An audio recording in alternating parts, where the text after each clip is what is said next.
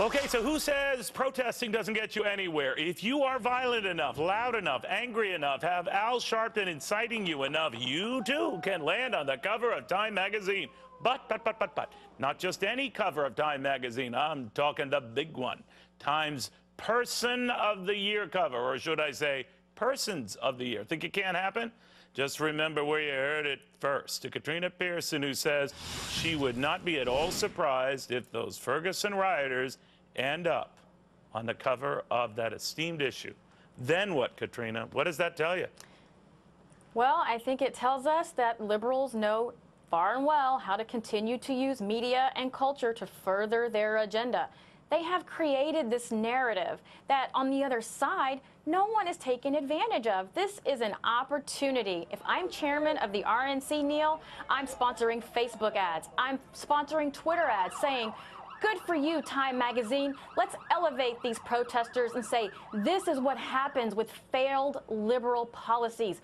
Bad education system, low wages, no jobs. Thank you, Time magazine, for giving us the opportunity to engage communities like Ferguson and all over the country that are plagued by similar circumstances. You know, Katrina, I would even say if you're going to do this, Time, and again, it's rumors out there that people are positing this, so we could be wrong.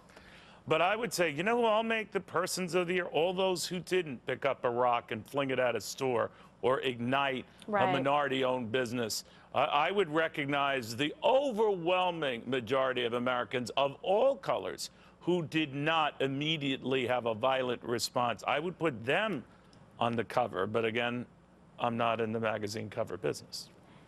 Well, and plus, it's sensationalism. That's what sells. They want to elevate their selves. But by doing something like this, they're elevating this to as if this is reflective of the entire nation, or this is reflective of the entire angst of all, in this case, African Americans. When that is not the case, and it is insulting to those who are not remotely tied to this. But they do know that this is the imagery that does resonate in those communities simply because the other side isn't there saying, hey, forget about this race stuff. Let's talk about the root cause. These are all just symptoms, Neil, and they know this. The liberals know this. That's why they sensationalize all of it, put it into the media, into the culture, into the music, because it does resonate with the community. We have got to get in there and engage. Like I said, let's talk about why this is happening in Ferguson. Because of failed liberal policies. Congressional representation.